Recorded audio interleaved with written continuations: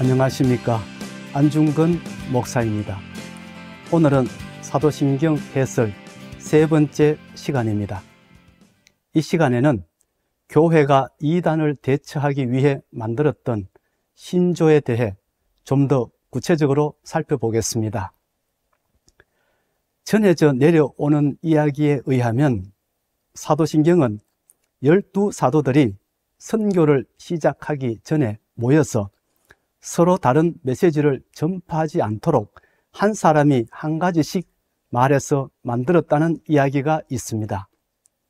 물론 그 이야기는 전혀 근거가 없는 꾸며낸 이야기에 불과합니다.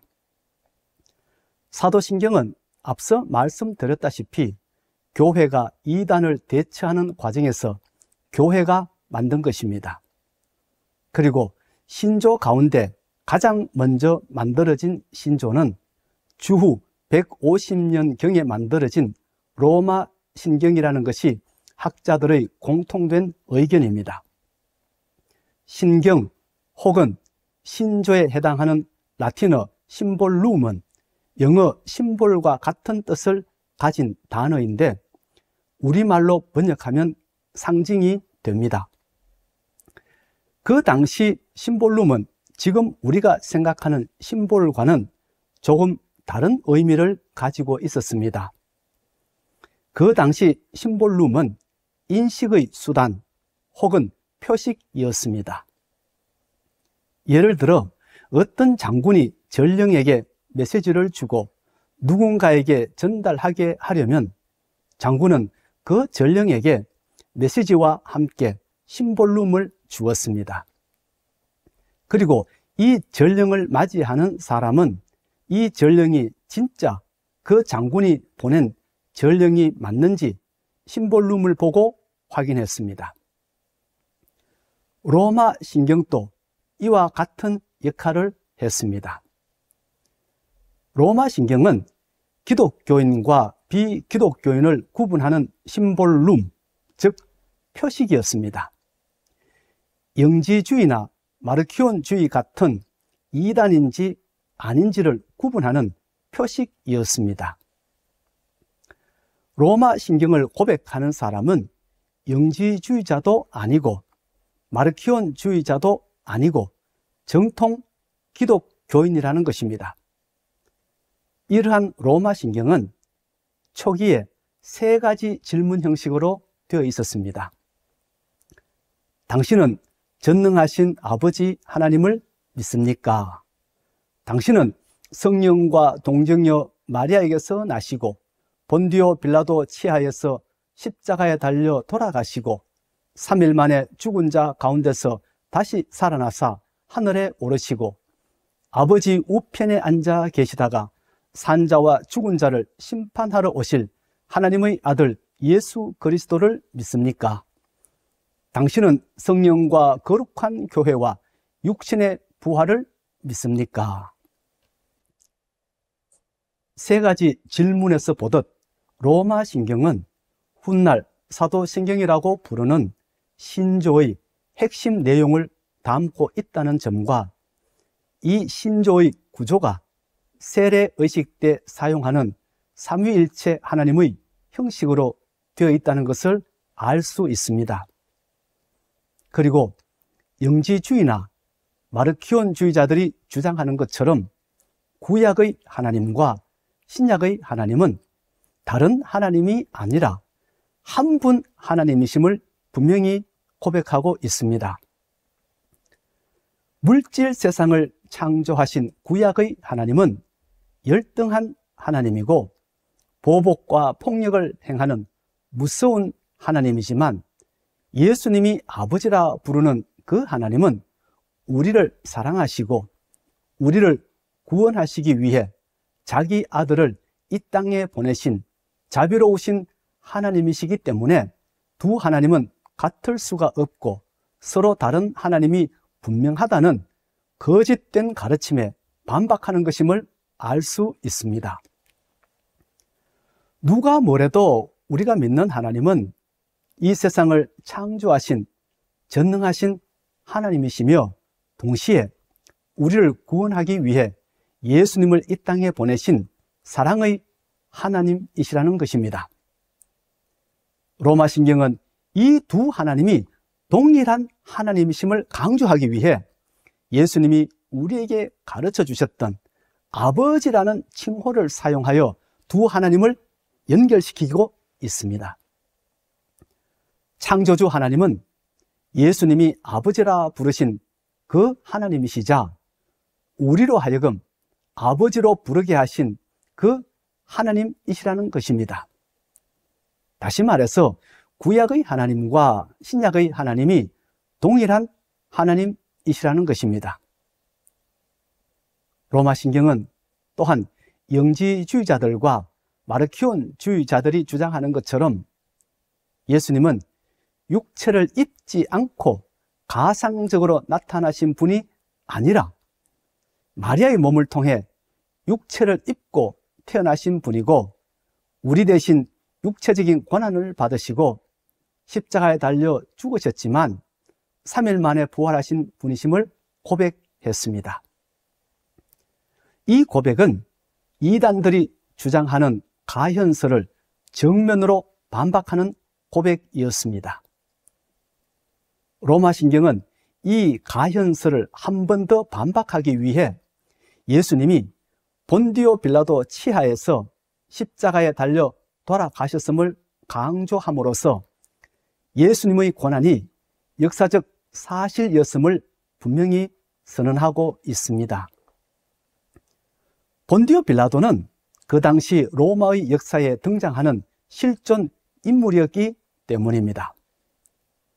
그런데 한글 사도신경은 이 부분을 번역할 때 본디오 빌라도에게 고난을 받아 십자가에 못 박혀 죽으시고 그렇게 번역함으로써 마치 예수님이 빌라도의 손에 죽은 것처럼 번역해 놓았습니다. 그러나 헬라어 사도신경에는 그렇지 않습니다. 헬라어 사도신경에는 이렇게 되어 있습니다. 파돈타 에피 폰티우 필라투. 여기에서 헬라어 에피는 시간과 장소를 나타내는 전치사이기 때문에 빌라도에게라는 번역도 가능하지만 빌라도 치하에라는 번역도 가능합니다. 둘 다 가능하지만 복음서의 내용으로 볼 때 빌라도에게 고난을 받아 그렇게 번역하기보다는 빌라도 치하에서 고난을 받아 혹은 빌라도 때에 고난을 받아 그렇게 번역하는 것이 타당합니다. 그래서 공인 라틴어 사도신경에도 이것을 본디오 빌라도 치하에서 고난받으시고 그렇게 기록해 놓았습니다. 파수스 수브 폰티오 필라토. 그리고 로마신경은 예수님을 이 땅에 보내신 하나님은 사랑의 하나님이시기 때문에 구약의 하나님처럼 최후의 심판을 행하시는 그런 무서운 분이 아니라는 마르키온주의자들의 주장을 반박하고 하나님은 최후의 심판을 행하시는 하나님이심을 가르치기 위해 세례자들이나 입교자들에게 이렇게 물었습니다. 산자와 죽은 자를 심판하러 오실 하나님의 아들 예수 그리스도를 믿습니까? 그리고 로마신경은 당신은 성령과 거룩한 교회를 믿습니까? 하고 물었습니다. 이것을 물었던 이유는 두 가지 때문입니다.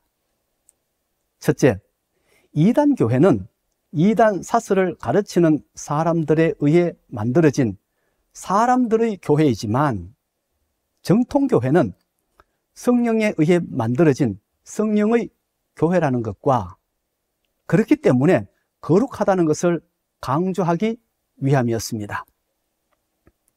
둘째, 성령은 진리의 스승이기 때문에 성령의 가르침을 받는 정통교회가 진리를 담지하고 있다는 것을 강조하기 위함이었습니다.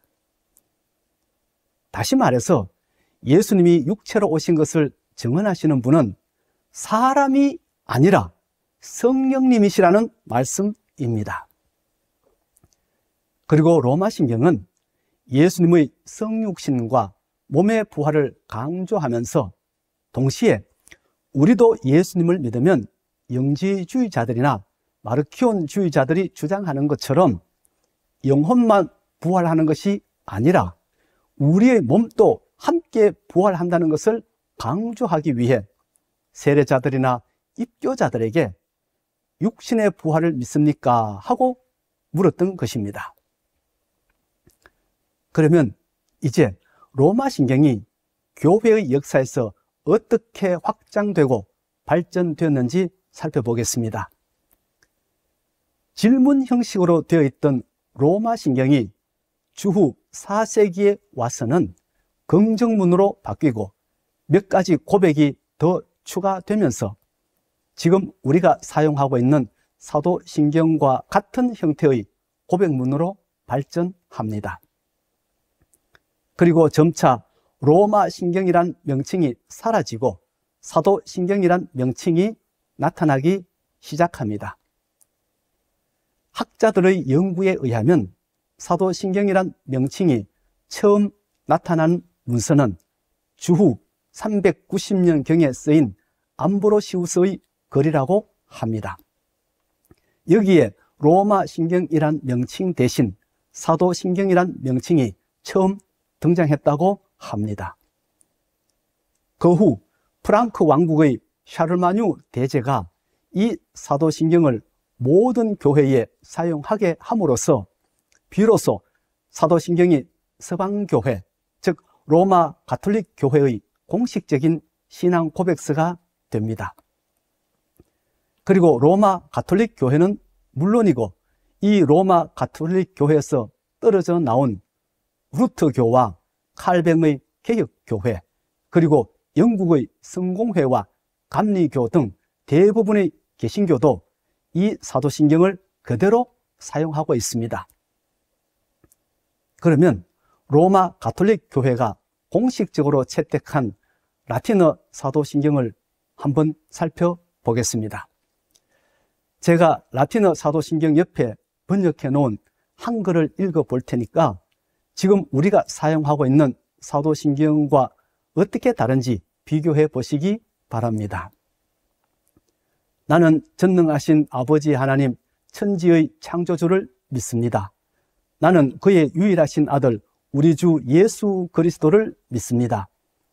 그는 성령으로 잉태되어 동정녀 마리아에게서 태어나셨고 본디오 빌라도 치하에 고난받으시고 십자가에 달려 죽으시고 장사되시고 음부에 내려가셨다가 사흘 만에 죽은 자들 가운데서 살아나사 하늘에 오르셨고 전능하신 아버지 하나님 우편에 앉아 계시다가 거기로부터 살아있는 자와 죽은 자를 심판하러 오십니다. 나는 성령을 믿으며 거룩한 공교회와 성도의 교제와 죄 사함과 몸의 부활과 그리고 영생을 믿습니다. 아멘. 보시는 것처럼 로마 가톨릭 교회의 공인 사도신경과 지금 우리가 사용하고 있는 사도신경은 거의 똑같습니다. 문학적인 표현의 차이만 약간 있을 뿐 형식이나 내용은 똑같습니다. 두 교회의 사도신경이 똑같은 이유는 종교 개혁자들이 로마 가톨릭 교회를 배척의 대상이 아니라 개혁의 대상으로 보았기 때문입니다. 로마 가톨릭 교회가 믿는 기독교 신앙이 잘못된 것이 아니라 그 신앙을 실천하는 삶이 잘못되었다고 보았기 때문입니다. 그래서 종교개혁자들은 로마 가톨릭 교회의 신앙 고백서였던 사도신경을 그대로 이어받았던 것입니다. 여기에서 우리가 눈여겨보아야 할 부분이 있습니다. 예수님에 대한 신앙 고백 가운데 예수님이 죽으신 후에 음부에 내려가셨다는 고백이 로마 가톨릭 교회의 사도신경에는 있지만 개신교회 사도신경에는 없다는 점입니다. 왜 그럴까요? 아마도 개신교회는 이 고백이 성경의 보편적인 지지를 받지 못한다고 보았기 때문에 제외시킨 것 같습니다. 물론 베드로전서 3장 6절이 그 고백을 어느 정도 지지하고 있지만 사복음서를 비롯한 바울 서신은 그 고백을 지지하지 않기 때문에 제외시켰던 것 같습니다. 실제로 사도신경은 이단의 도전에 대한 정통교회의 응전 차원에서 만들어진 것인데 지금까지 어떤 이단도 예수님이 음부에 내려가셨는지 내려가시지 않았는지 그것과 관련하여 문제를 제기한 바가 없습니다. 그래서 최초의 신조였던 로마 신경에도 이 부분이 없습니다. 그런데 무슨 이유로 후대에 나타나기 시작했는지 명확한 설명이 없습니다. 이단의 도전이 없었는데 왜 그 부분을 넣었는지 매우 궁금합니다. 그리고 성령에 대한 고백이 짧은 이유는 고대 교회와 중세 교회 당시에는 성령을 문제 삼아 나타난 이단이 별로 없었기 때문입니다. 오히려 근대에 들어와서 성령을 오해한 이단들이 많이 나타나고 있습니다. 이 상에서 볼 때 사도신경은 교회가 이단의 도전 앞에 사도들이 가르쳐준 신앙을 바르게 지키기 위해 만든 신앙 고백이었음을 알 수 있습니다.